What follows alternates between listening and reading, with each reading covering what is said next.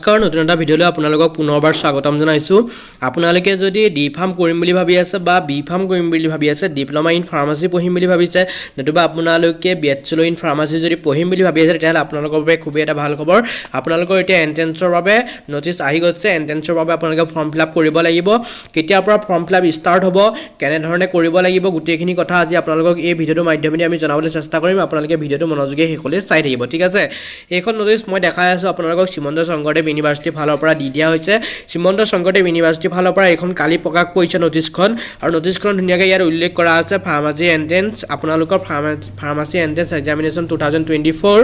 ইয়াত উল্লেখ কৰিছে চাওক, entrance examination for admission into diploma in pharmacy D pharm and bachelor in pharmacy courses in both the gov and private institute of Assam for the session 2024। আপোনালোকে এখন চৰকাৰী ইনষ্টিটিউটত বা আপোনালোকে এখন প্ৰাইভেট ইনষ্টিটিউটত যদি পঢ়িব বিচাৰে, তেতিয়াহ'লে এই এক্সামটো দিবই লাগিব। আপোনালোকে গভৰ্ণমেণ্টত পঢ়িলেও দিব লাগিব, আপোনালোকে প্ৰাইভেটত পঢ়িলেও দিব। আজিকালি প্ৰাইভেটৰ ডাইৰেক্ট আপোনালোকে এডমিশ্যন ল'ব নোৱাৰে। এই এণ্ট্ৰেন্সটো আপোনালোকে দিবই লাগিব, তাৰ পাছতহে আপোনালোকে এখন প্ৰাইভেট কলেজতো এডমিশ্যন ল'ব পাৰিব, ঠিক আছে। আপোনালোকে দুইখনৰ বাবে যদি গভৰ্ণমেণ্টতো পঢ়িম বুলি ভাবি আছে বা প্ৰাইভেটতো পঢ়িম বুলি ভাবি আছে, তেতিয়াহ'লে আপোনালোকে ডি ফাৰ্ম কৰিবলৈ হ'লেও আপোনালোকে এতিয়া এণ্ট্ৰেন্স দিব লাগিব, বা বেচেলৰ ফাৰ্মাচী পঢ়িবৰ বাবেও আপোনালোকে এণ্ট্ৰেন্স দিব লাগিব। এণ্ট্ৰেন্সৰ বাবে নটিচখন আহি গৈছে, আৰু এণ্ট্ৰেন্সৰ বাবে এতিয়া ফৰ্ম ফিল আপ ষ্টাৰ্ট হ'ব। আপোনালোকৰ কেতিয়াকৈ ষ্টাৰ্ট হ'ব মই গোটেইখিনি আপোনালোকক দেখাই দিছোঁ। আপোনালোকে ধুনীয়াকৈ চাই লওক আৰু সকলোকে ভিডিঅ'টো শ্বেয়াৰ কৰি দিব যিখিনিয়ে ডি ফাৰ্ম বা বি ফাৰ্ম পঢ়িম বুলি ভাবি আছে, ঠিক আছে। আপোনালোকৰ ষ্টাৰ্ট হ'ব 14 তাৰিখৰ পৰা। আপোনালোকৰ এইটো মাহৰ মে' মাহৰ 14 তাৰিখৰ পৰা মে' মাহৰ 29 তাৰিখলৈকে আপোনালোকৰ ফৰ্ম ফিল আপ চলিব। 14 পৰা 29ৰ ভিতৰত আপোনালোকে ফৰ্ম ফিল আপ কৰিব লাগিব। ফৰ্ম ফিল আপ কৰাৰ পিছত আপোনালোকৰ এডমিট আহিব। এডমিট অহাৰ পিছত আপোনালোকৰ এক্সাম হ'ব, ঠিক আছে। আপোনালোকে এতিয়া ফৰ্ম ফিল আপৰ ডেটটো গম পালে, কিমানৰ পৰা কিমান তাৰিখলৈকে আছে আপোনালোকে গম পালে। 14 পৰা 29 তাৰিখলৈকে এই মাহৰ ভিতৰতে আপোনালোকে এইখিনি কাম কৰি ল'ব লাগিব, ফৰ্মখন ফিল আপ কৰি ল'ব লাগিব।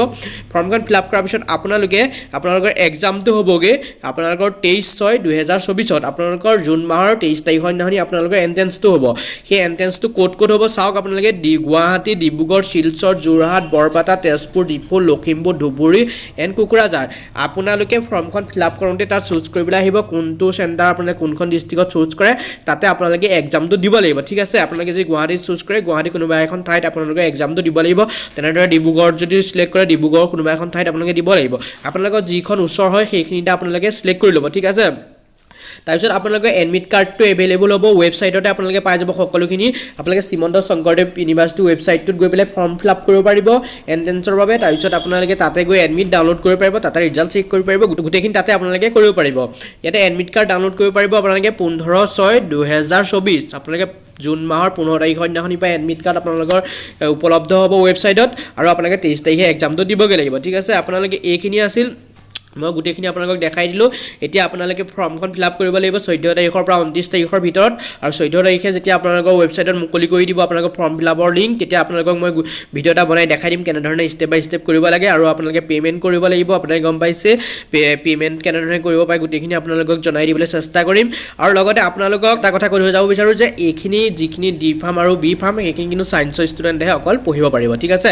বেলেগ আৰ্টছ বা কমাৰ্চৰ ষ্টুডেণ্টে পঢ়িব নোৱাৰে। মই এইখিনি আপোনালোকক ধুনীয়াকৈ কথাখিনি বুজাই দিবলৈ চেষ্টা কৰিলোঁ। যদি চাই ভাল পালে ভিডিঅ'টো লাইক কৰিব, আৰু সকলোকে ভিডিঅ'টো যিমান পাৰে সিমান শ্বেয়াৰ কৰি দিব। আমাৰ চেনেলটো যদি প্ৰথম আহিছে তেতিয়াহ'লে চেনেলটো ছাবস্ক্ৰাইব কৰি কাষত থকা বেল আইকনটো প্ৰেছ কৰি অল কৰি ল'বলৈ নাপাহৰিব। আৰু যদি কিবা সুধিব লগা আছে, মোৰ ইনষ্টাগ্ৰাম আইডিটো এই ভিডিঅ' ডেছক্ৰিপশ্যনত দি থোৱা আছে। আপোনালোকে ইনষ্টাগ্ৰামত গৈ পেলাই ফ'ল' কৰি পেলাই মেছেজ কৰিব পাৰে, নতুবা আপোনালোকে কমেণ্ট কৰিব। কমেণ্টৰ ৰিপ্লাই জৰিয়তে আপোনালোকক মই বুজাই দিবলৈ চেষ্টা কৰিম। Thank U.